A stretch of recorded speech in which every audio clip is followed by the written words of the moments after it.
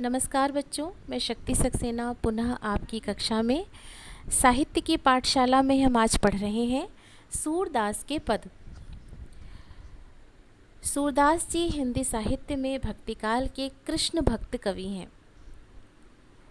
ये कृष्ण के परम उपासक व कृष्ण के अनन्य साधक हैं। यहाँ सूरसागर के भ्रमर गीत से 4 पद लिए गए हैं। कृष्ण ने मथुरा जाने के बाद स्वयं वापस न आकर के उद्धव के ज़रिए गोपियों को संदेश भेजा है और ये संदेश ज्ञान योग का संदेश है। गोपियाँ गांव की सरल भोली भाली कृष्ण से प्रेम करने वाली स्त्रियां हैं। उद्धव जी जब गोपियों के पास आकर निर्गुण ब्रह्म का उपदेश देते हैं तो गोपियों को यह बात अच्छी नहीं लगती है। प्रत्यक्ष तौर पर तो वो उद्धव जी से कुछ नहीं कहती हैं, क्योंकि उन्हें अतिथि की मान मर्यादा रखनी है, इसलिए वह अप्रत्यक्ष तौर से उद्धव जी को उलाहने देती हैं। प्रस्तुत पद गोपियों की उलाहना, गोपियों की खींच और गोपियों की मनःस्थिति को बहुत सुंदरता से प्रकट करता है।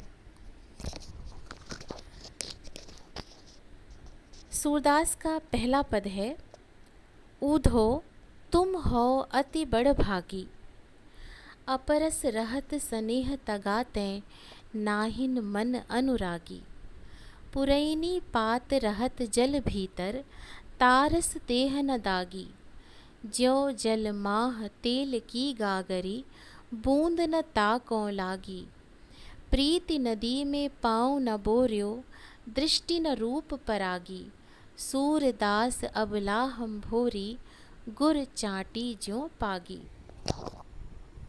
गोपियाँ उद्धव से कहती हैं, उद्धव जी आप तो बड़े भाग्यवान हैं। अपरस रहत स्नेह तगाते नाहिन मन अनुरागी। आश्चर्य की बात है कि कृष्ण के साथ रहते हुए भी अपरस रहत स्नेह तगाते, कृष्ण के प्रेम के बंधन से अछूते हैं, कृष्ण के प्रेम से वंचित हैं। नाहिन मन अनुरागी, और आपका मन भी कितना निष्ठुर है कि कृष्ण का संग पाकर के भी आपके हृदय में कृष्ण के प्रति अनुराग नहीं है, प्रेम नहीं है। ठीक उसी प्रकार से जिस प्रकार पुरैनी पात रहत जल भीतर तारस देह न दागी, ठीक उसी प्रकार से जैसे कमल का पत्ता जल के भीतर रहता है लेकिन जल उस पर ठहरता नहीं है, वो इतना चिकना होता है कि जल उस पे से लुढ़क जाता है, बूंद बूंद लुढ़कने लगती है, जल उसके ऊपर ठहरता नहीं है। ज्यों जल माह तेल की गागरी बूंद न ताकों लागी, ठीक उसी प्रकार जिस प्रकार की तेल से चुपड़ी हुई गगरी को अगर जल में डाल दो तो उस पर पानी की एक बूंद भी नहीं ठहरती है। प्रीति नदी में पाँव न बोर्यो दृष्टि न रूप परागी। हे उद्धव जी, आपने तो प्रेम की नदी में अपने पैरों को नहीं डुबोया और आपकी दृष्टि रूप के आकर्षण से बंधी नहीं है। कैसे हैं आप? आप तो बड़े भाग्यवान हैं। आप कृष्ण के संग रहते ज़रूर हैं, लेकिन कृष्ण के प्रेम से अछूते हैं, कृष्ण के प्रेम से वंचित हैं आप।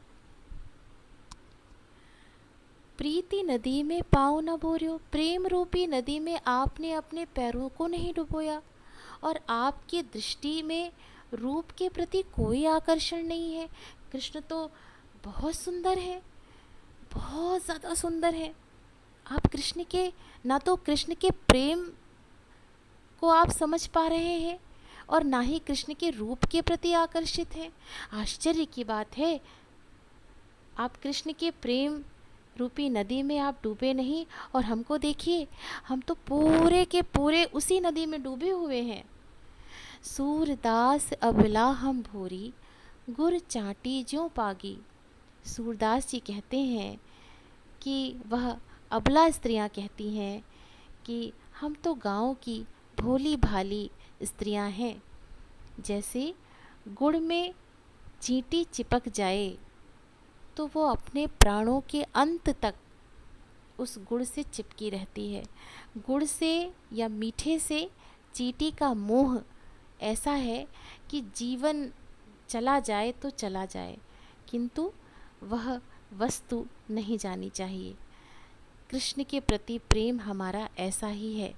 हम अपने जीवन के अंत तक, अपने प्राणांत तक कृष्ण से प्रेम करती रहेंगी।